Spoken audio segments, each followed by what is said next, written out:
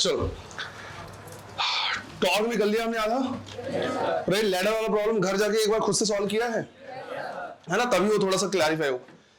Next हमारे पास problem है ऐसा, जो एनएलएम में हमने फिर से क्या कहता देखा था, और एनएलएम में हमने ये अज्यूम किया था कि जितने भी पुली हम कंसिडर कर रहे हैं वो सारे के सारे क्या है, मासलेस।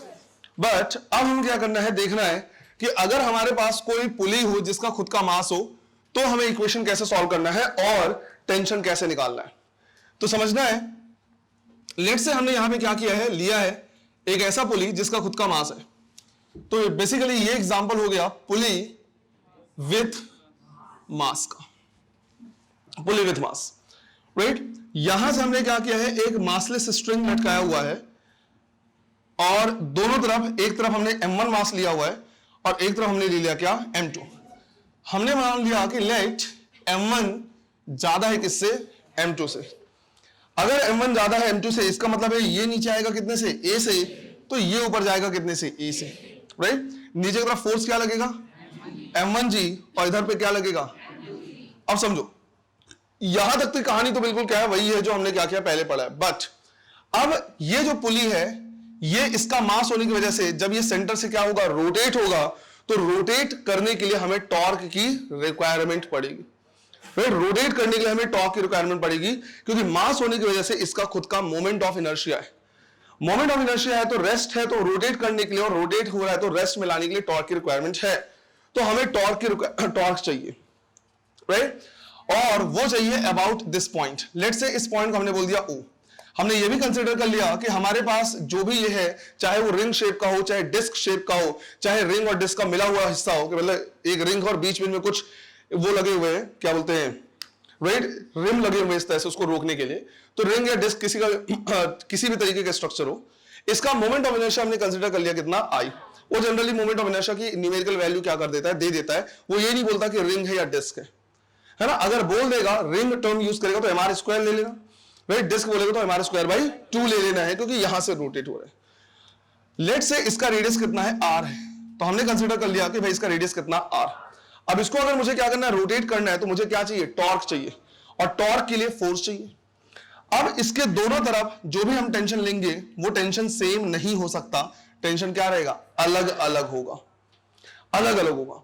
रीजन क्या है समझो, मैं सिर्फ और सिर्फ इस पुली वाले हिस्से को क्या कर रहा देख रहा, और मैंने बोला अगर मैं इस पार्ट को क्या करूं, ड्रॉ करूं, तो मैं कह सकता हूं ये T1 है और ये क्या है, T2 है।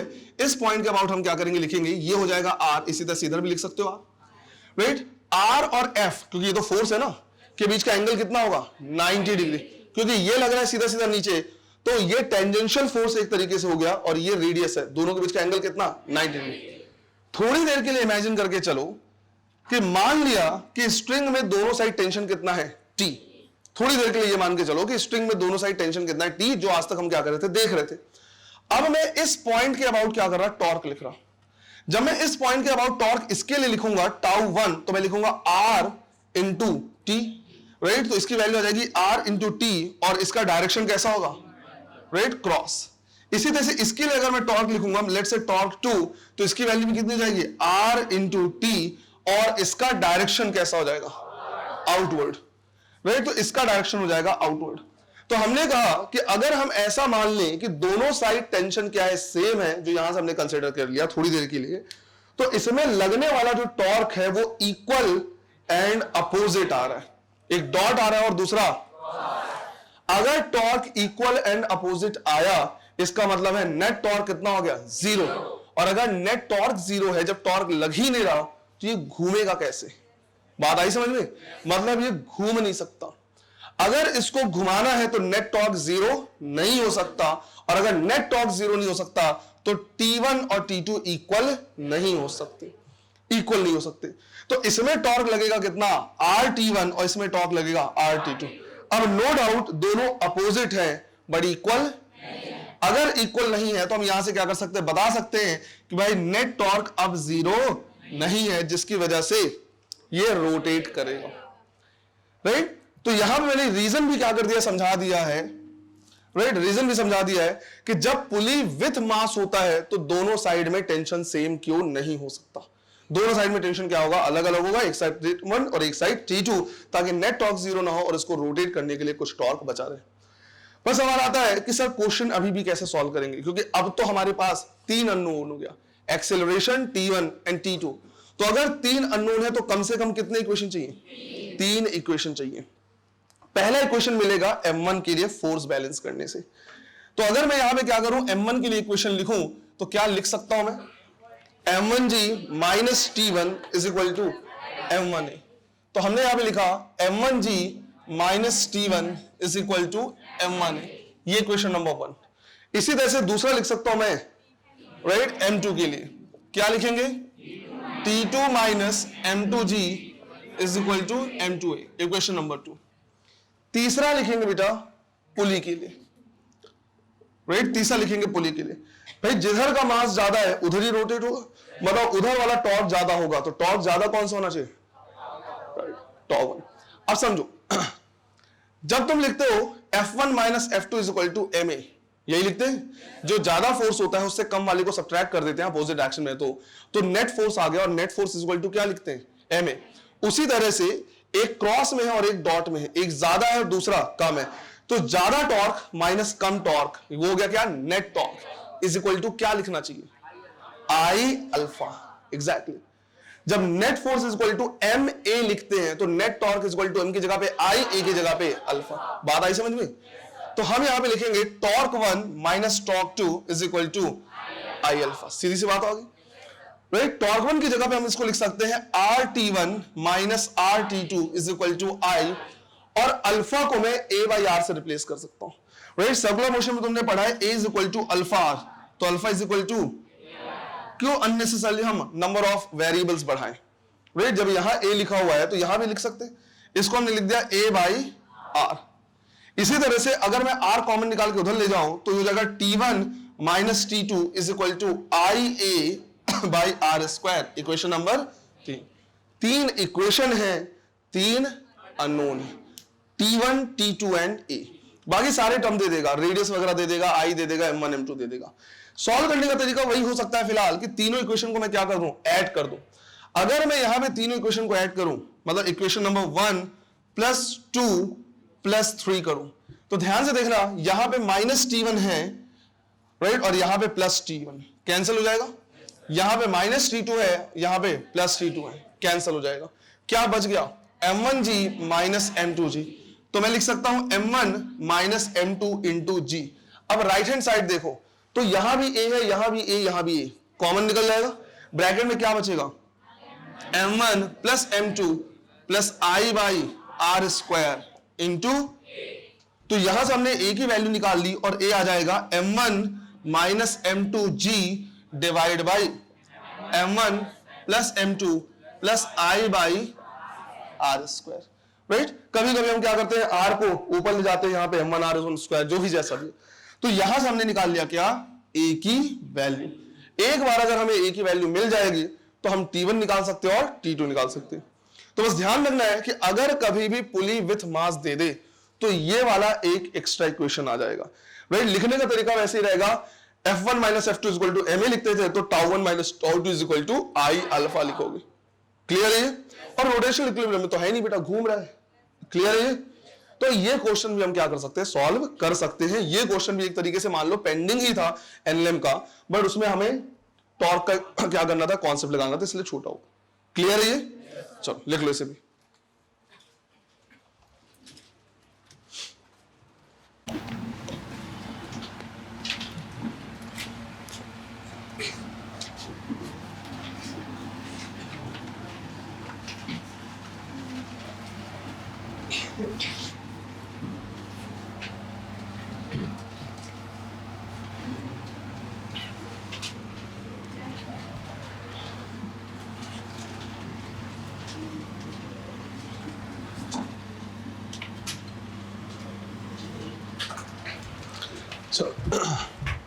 देखो, तो यहां पे हमने क्या किया है, पुली विथ मास वाली प्रॉब्लम भी हमने देखी। नेक्स्ट मैंने बोला था कि जहां जहां पे ऐसी फिजिकल क्वांटिटी आएंगी जिनके दो फॉर्मूले होंगे, जैसे टॉर्क का एग्जांपल ले लें, एक फॉर्मूला है I अल्फा, दूसरा है RF साइन थीटा। वहां पे कभी कभी दोनों को क्या करता है, इक्वेट करके क्वेश्चन बोलता है। तो क्वेश्चन यहां पे हमारे पास ऐसे ही है कि लेट से हमारे पास इस तरह का एक स्ट्रक्चर है, रिंग या डिस्क जैसा भी मान सकते हो, और इसको हमने सेंटर से क्या कर दिया, फिक्स कर दिया, राइट, सेंटर से फिक्स किया। इसके बारे में डिटेल बोला है कि भाई इनिशियल वेलोसिटी इसकी कितनी है, 0, राइट, इनिशियल वेलोसिटी 0, पर इसमें हमने क्या किया है, इस तरह से रस्सी लपेट रखी है, राइट, तो इसमें पूरा स्ट्रिंग इस तरह से लपेटा हुआ है हमने।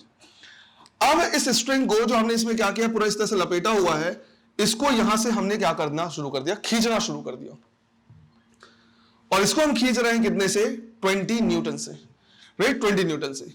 इसका यह बोला हुआ है कि जो रेडियस है वो है 5 सेंटीमीटर, राइट, ये एंगल दिया हुआ है, हॉरिजॉन्टल से एंगल दिया हुआ है 30 डिग्री का, राइट, इतने से हम इसको खींच रहे हैं। साथ ही साथ जो भी स्ट्रक्चर है इसके लिए मोमेंट ऑफ इनर्शिया दिया हुआ है 5 kg मीटर स्क्वायर। तुमसे क्वेश्चन बोला हुआ है कि आफ्टर 10 सेकेंड इसकी एंगुलर वेलोसिटी कितनी होगी। क्वेश्चन आ रहा समझ में? क्वेश्चन में रेडियस दिया हुआ है, इनिशियल एंगुलर वेलोसिटी दिया हुआ है, आई दिया हुआ है, बोला है 10 सेकंड के बाद, सिंस हम इसको खींच रहे हैं कंटिन्यूअसली, जैसे जैसे खींचते जाएंगे इसकी वेलोसिटी कंटिन्यूअसली क्या होती जाएगी, बढ़ती जाएगी, सिंस हम फोर्स लगा रहे हैं। तो बोला है 10 सेकंड के बाद इसकी एंगुलर वेलोसिटी कितनी होगी, ये हमें क्या करना है, बताना है। चलो ट्राई करो जरा।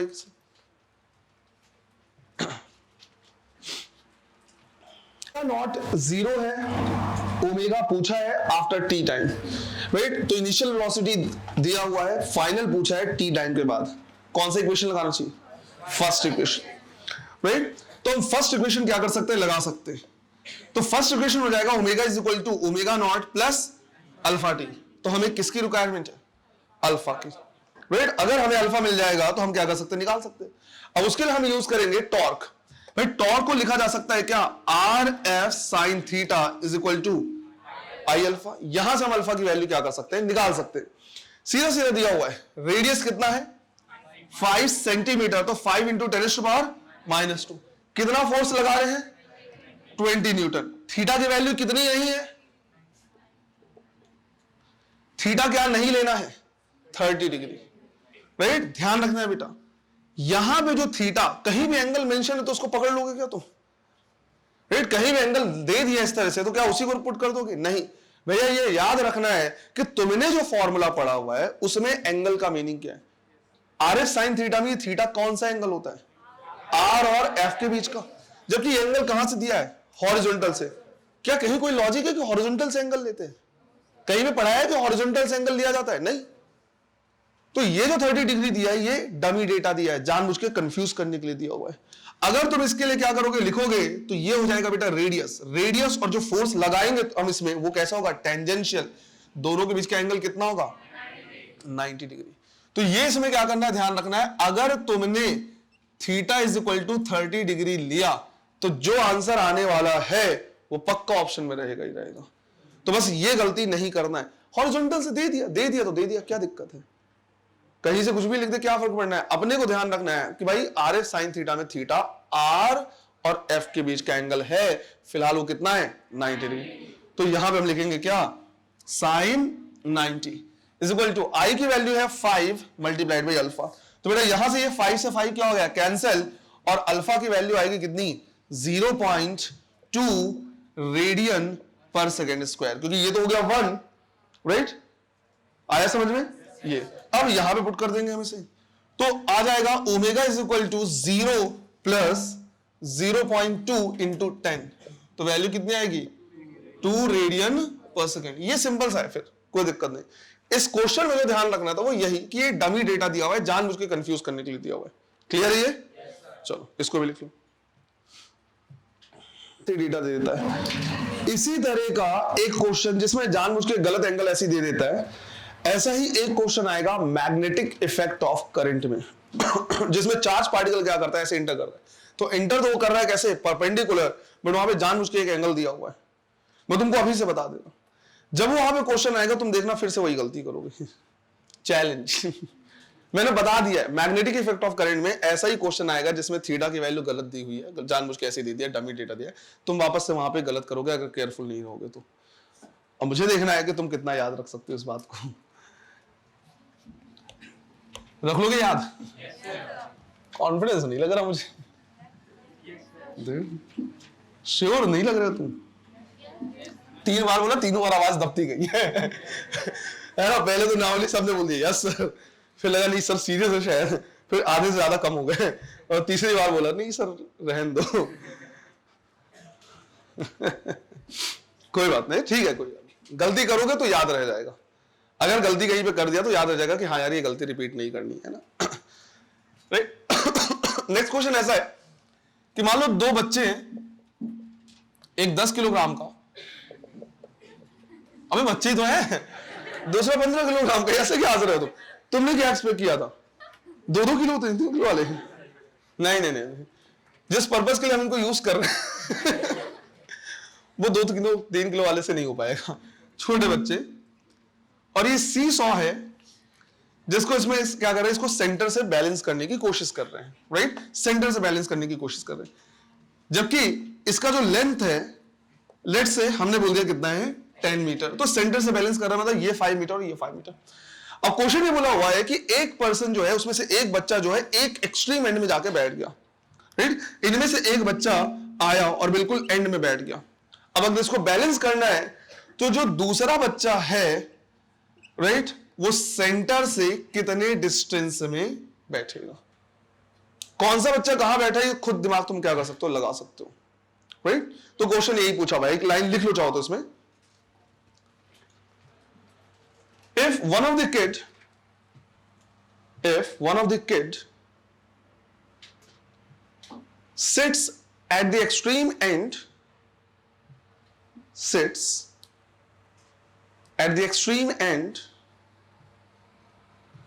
then where should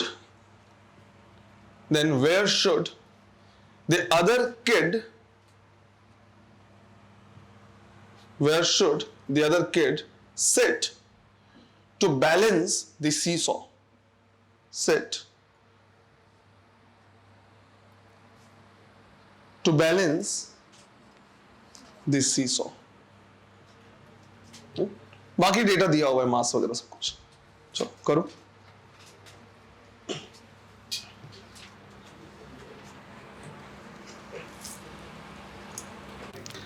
पहले तो दिमाग लगाना है कि भाई सबसे एक्सट्रीम एंड में कौन बैठा होगा, 10 किलो वाला, क्योंकि भैया अगर ऐसा है ना कि 15 किलो वाला यहां बैठ गया ना, तो 10 किलो वाला कितनी भी कोशिश कर ली कभी बैलेंस, मतलब ये कौन है M1 वाला, राइट, और ये कौन है M2। मान लो हमने बोला कि भाई यहां से जहां से हम बैलेंस करने की कोशिश कर रहे हैं ये डिस्टेंस है कितना, R1, राइट, और जो दूसरा है वो बैठा है कहां पे, R2, और उसकी वैल्यू हमें क्या करनी, निकालनी है।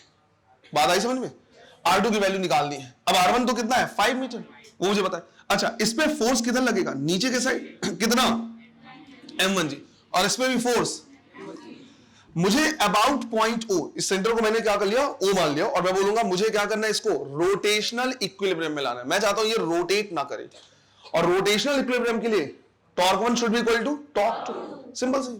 तो हम लिखेंगे फॉर रोटेशनल इक्विलिब्रियम, और किसके अबाउट देखना चाह रहे हैं, about point O, right, about point O, torque 1 should be equal to torque 2। और सीधी सी बात है यार, इसके लिए अगर लिखोगे तो ये कैसा आएगा, डॉट, और इसके लिए लिखो तो कैसा आएगा, क्रॉस। दोनों मतलब अपोजिट है, अपोजिट है, अगर इक्वल भी हो जाए तो बन जाएगा काम। इसके लिए क्या लिखेंगे हम, टॉर्क 1 क्या लिखेंगे, R1 मल्टीप्लाइड बाई F, फिर यही होता है ना R क्रॉस F, और दोनों के बीच का एंगल 90, और F की जगह पे क्या लिखेंगे, M1 जी, और टॉर्क 2 क्या लिखेंगे, R2 इंटू M2 जी, जी से जी कैंसिल। एक चीज देखना जरा, क्या आ रहा है, M1 R1 is equal to, थोड़ा सा रिवाइंड करो, जब सेंटर ऑफ मास पढ़ रहे थे एक बैट वाला क्वेश्चन कराया था, राइट, बैट वाला क्वेश्चन कराया था, मैंने बोला था सेंटर ऑफ मास से हमने इसको ब्रेक कर दिया है, राइट, और मैंने तुमको बताया था कि सेंटर ऑफ मास को तुम ऐसे समझ सकते हो, राइट, ऐसे समझ सकते हो, जहां से ऐसे उंगली रख के तुम उसको क्या कर लो, बैलेंस कर लो। तो उस टाइम पे जब मैंने तुमसे क्वेश्चन पूछा था कि बताओ M1 ज्यादा है कि M2 ज्यादा है, तो तुमने क्या कर दिया था, बता दिया था कि सर M1 क्या है, ज्यादा है, M2 कम है, ऐसे करके आंसर दिया था, राइट। नहीं सॉरी, तुमने बोला था कि सर M1 और M2 दोनों क्या है, बराबर, राइट, याद आ रहा है कुछ। एक बैट वाला प्रॉब्लम था जिसमें मैंने बोला था कि सेंटर ऑफ मास से हमने उसको ब्रेक कर दिया है, दोनों साइड के मास को कंपेयर करना है। तो तुमने बोला सर दोनों मास क्या है, बराबर हैं, और मैंने बोला था कि सेंटर ऑफ मास वो पोजीशन होता है जहां से हम इसको बैलेंस कर सकते हैं। एक नॉर्मल तरीका ये भी है समझने का। तो मैंने उसको बताया, मैंने उस टाइम पे समझाया था कि बेटा सेंटर ऑफ मास जहां से हम इसको क्या कर रहे हैं, बैलेंस कर रहे हैं, इसका ये बिल्कुल मतलब नहीं कि m1 और m2 बराबर है। मैंने बोला था इसका मतलब होता है m1r1 बराबर है किसके, m2r2। याद आ रहा है? मैंने बोला था कि भाई m1r1 बराबर होता है m2r2 के, ना कि m1 और m2 बराबर होते हैं। तो सेंटर ऑफ मास के दोनों side m1r1 should be equal to m2r2, right? तो जहां पे r कम होगा वहां पे मास क्या होगा, ज्यादा होगा। और मैंने उस टाइम पे बोला था कि ये पॉइंट थोड़ा सा हमको और अच्छे समझ में आएगा जब हम टॉर्क पढ़ेंगे। तो तुम यहां पे खुद समझ सकते हो कि ऐसा क्यों हो रहा है कि जहां से हमने इसको बैलेंस किया है वहां से m1r1 m2r2 के बराबर आ रहा है। बात आई समझ में? भाई जहां से तुमको इसको क्या करना है, बैलेंस करना है, तो ये ऐसे घूम रहा है। अगर तुमने इसको बैलेंस कर लिया तो वो किस टाइप की इक्विलिब्रियम में है, रोटेशनल इक्विलिब्रियम।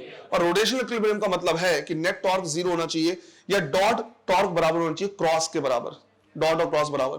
तो यहां से जब तुमने क्या किया, बैलेंस किया, तो जी तो जी कैंसिल हो गया, क्या आया, m1r1 equal to m2r2। Simple सा है, तो ऐसे होता है बेटा। वहां पे जो मैंने बताया था उसका रीजन तुम अच्छे से यहां पे समझ सकते हो। क्लियर है ये?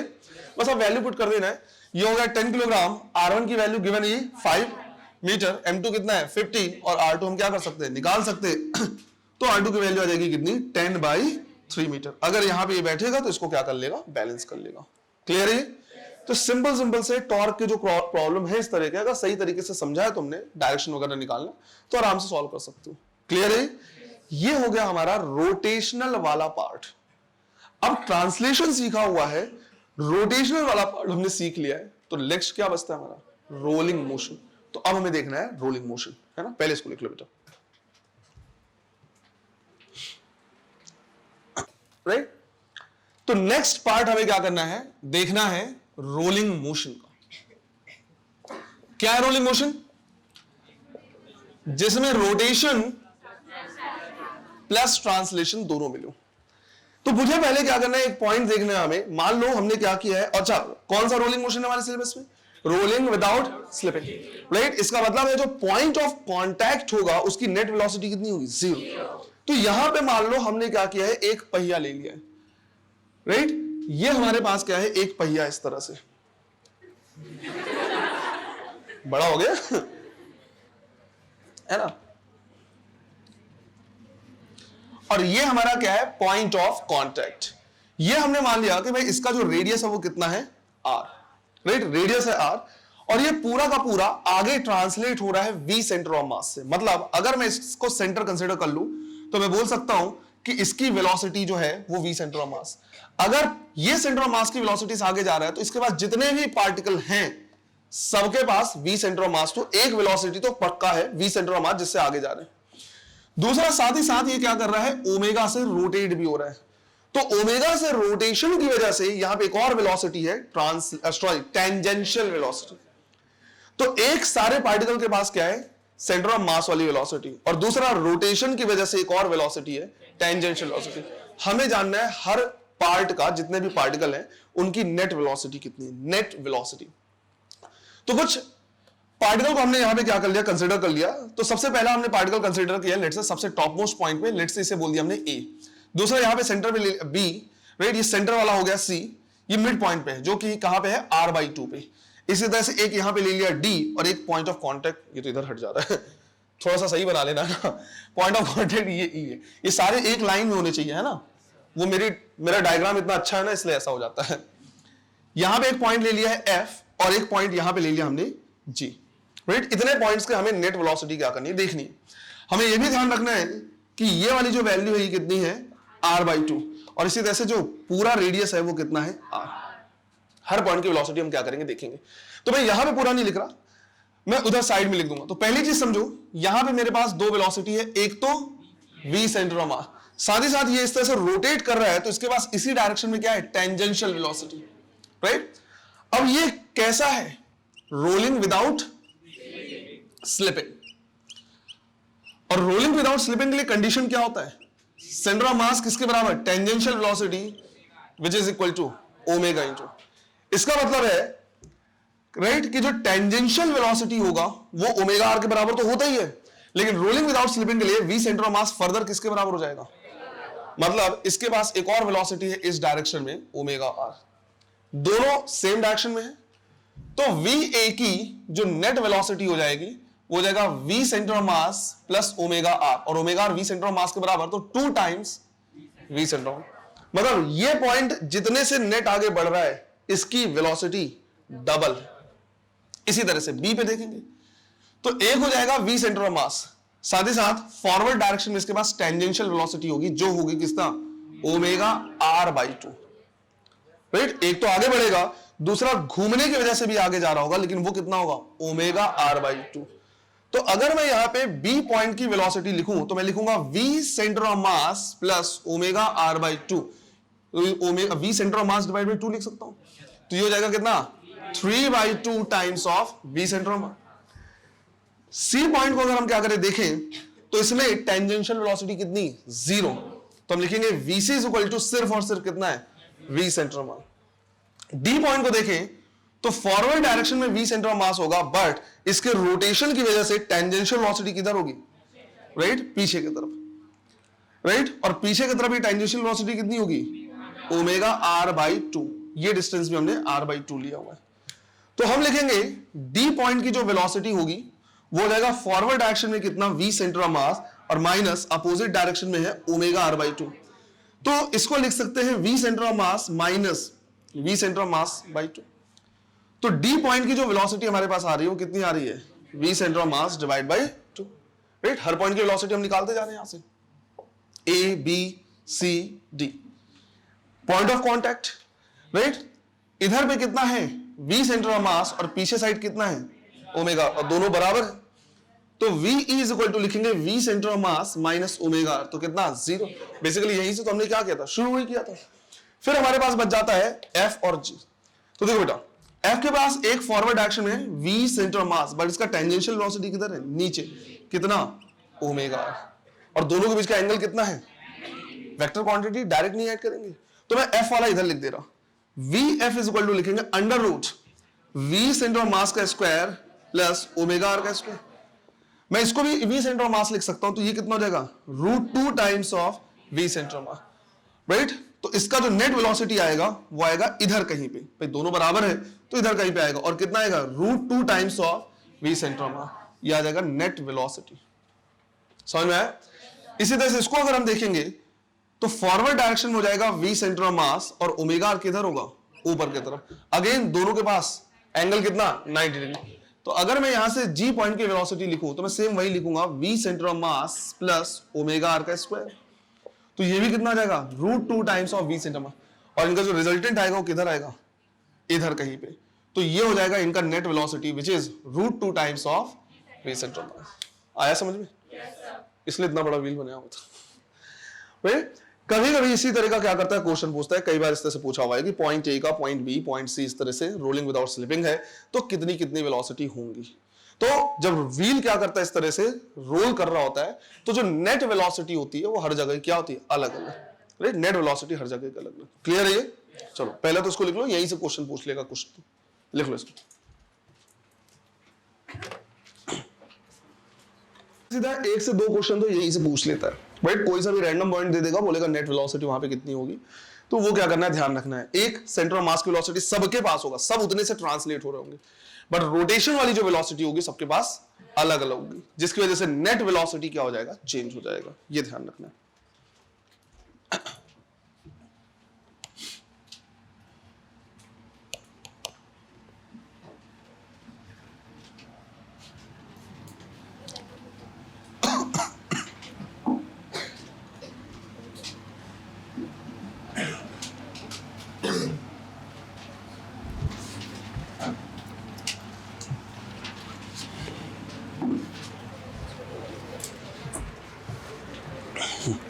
देखो तो रोलिंग मोशन की काइनेटिक एनर्जी भी क्या करना है आपने को देखना है।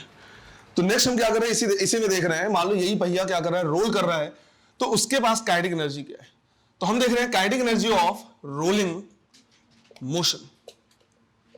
अब इसमें ध्यान रखना है कि मान लो अगर हमारे पास क्या है एक पहिया है जो क्या कर रहा है रोल कर रहा है, तो मतलब ये हुआ कि भाई ये आगे भी बढ़ रहा है और रोटेट भी कर रहा है, तो इसके पास दो टाइप की काइनेटिक एनर्जी हो गई, एक हो गई ट्रांसलेशनल काइनेटिक एनर्जी और दूसरी हो गई रोटेशनल काइनेटिक एनर्जी। तो अगर मुझे टोटल काइनेटिक एनर्जी निकालना है तो मैं लिखूंगा यहां पे translational kinetic energy plus rotational kinetic energy. तो मैंने सोचा एक काम करते हैं, पहले ट्रांसलेशन निकाल लेते हैं, बाद में रोटेशन, और उससे हम क्या करेंगे, ऐड करके पूरा निकाल लेंगे। तो हमने क्या किया, सबसे पहले लिखा के ट्रांसलेशन। तो ये तो सिंपल है, कितना, हाफ एम वी स्क्वायर, जिस वेलोसिटी से आगे बढ़ रहा है। फिर हमें निकालना है क्या, रोटेशन। तो बिल्कुल इसी के सिमिलर फॉर्मूला हमारा क्या हो जाएगा, हाफ एम की जगह पे आई, वी की जगह पे omega, half I omega square. और नो डाउट तुम्हारा काम यहां से चल जाएगा, बट हम इसको थोड़ा सा इसके फॉर्मेट में लाना चाह रहे हैं ताकि ऐड करने में आसानी हो।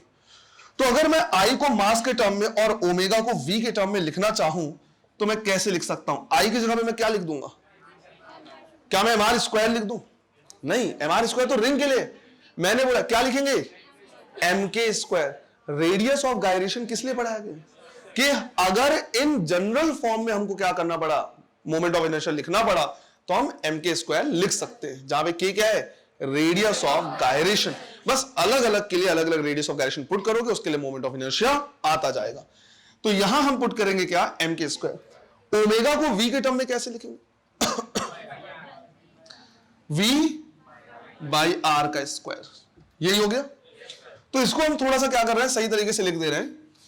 हम लिखेंगे k rotation is equal to half M V square और ब्रैकेट में k square by R square.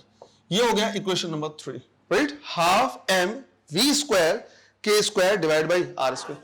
अभी जो k square by R square है ना, इंपॉर्टेंट है तुम्हारे लिए, क्योंकि k square by R square की वैल्यू वही है जो किसी भी रोटेशनल एक्सिस का जो एक्चुअल मोमेंट ऑफ इनर्शिया होता है उसके शुरू में नंबर जो लिखा होता है। क्या मीनिंग हुआ, मैं समझा दे रहा।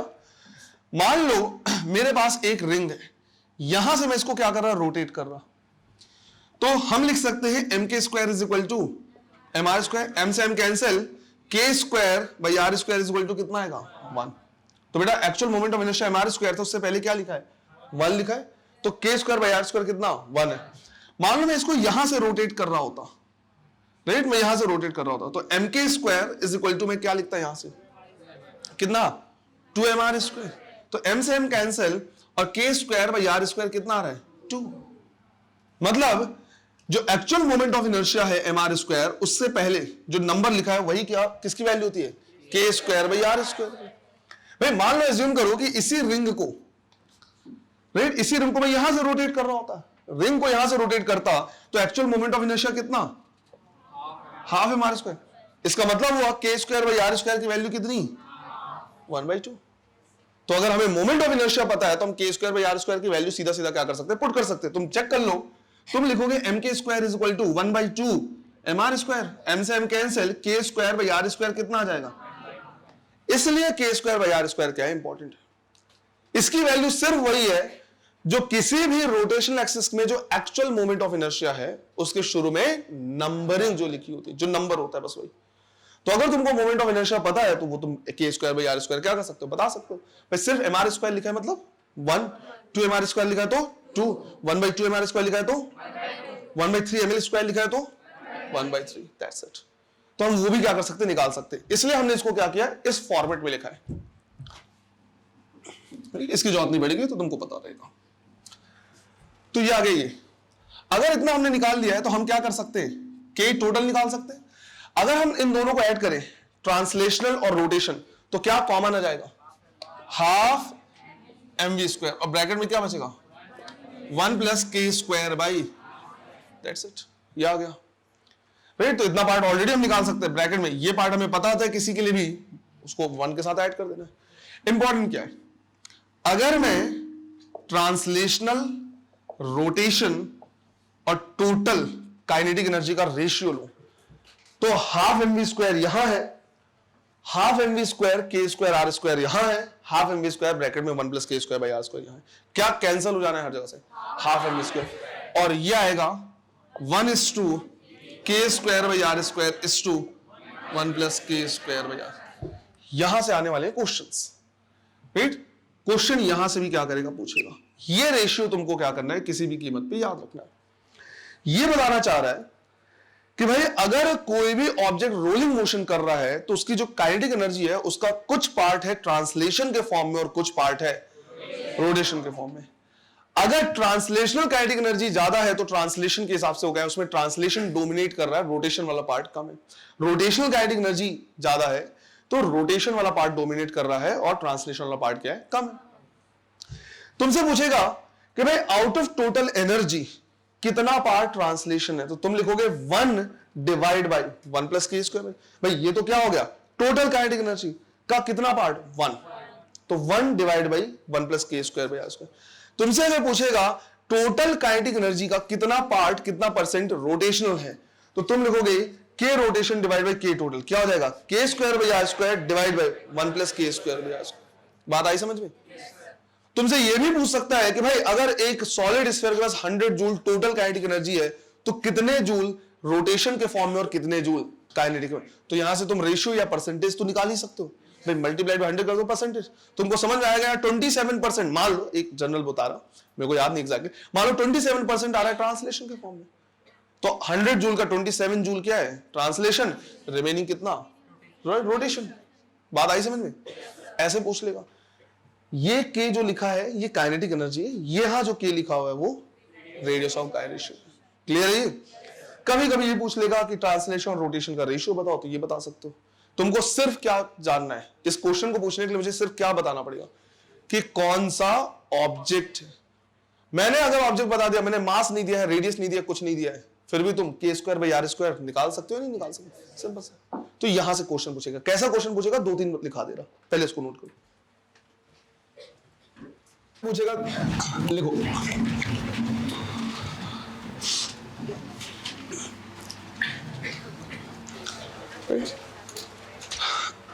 क्वेश्चन लिखना है, a solid sphere is rolling on a surface without slipping. Rolling on a surface without slipping. Then find the percentage of kinetic energy. Find the percentage of kinetic energy that is in the form of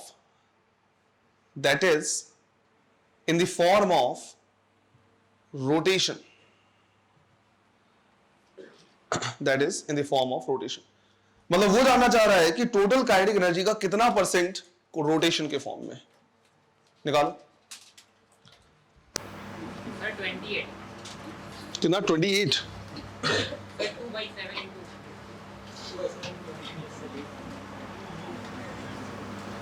2/7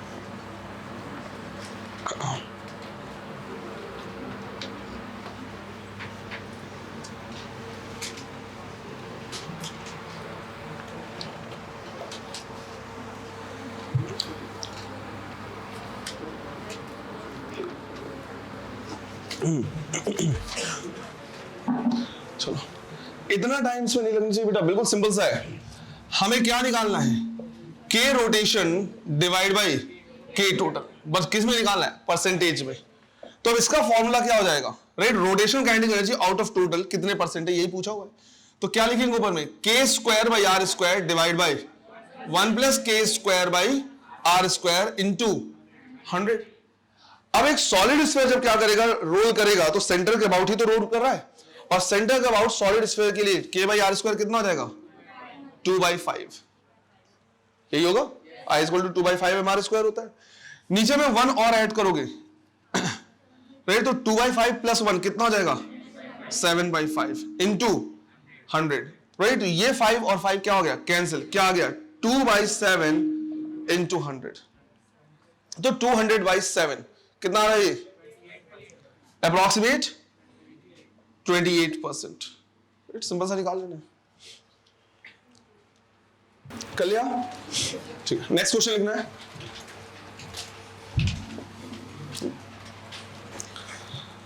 a ring is rolling without slipping. A ring is rolling without slipping on a horizontal surface. On a horizontal surface.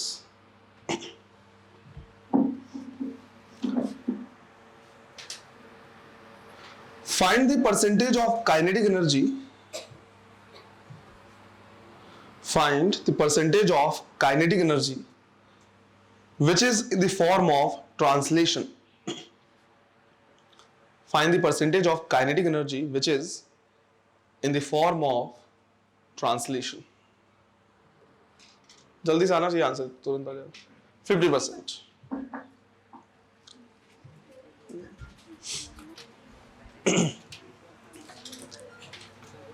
अरे किसका phone है भाई, silent कर लो। आपका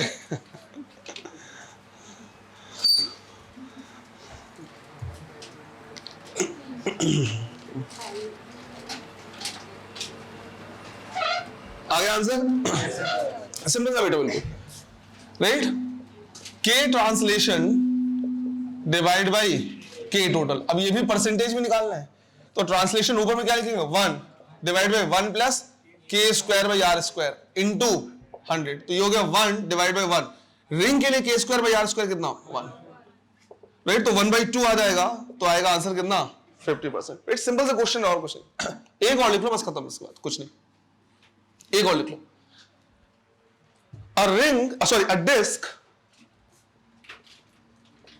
a disc is rolling without slipping. A disc is rolling without slipping on a horizontal surface. On a horizontal surface. Find the ratio of translational kinetic energy, ratio of translational kinetic energy and rotational kinetic energy. Translational kinetic energy and rotational kinetic energy.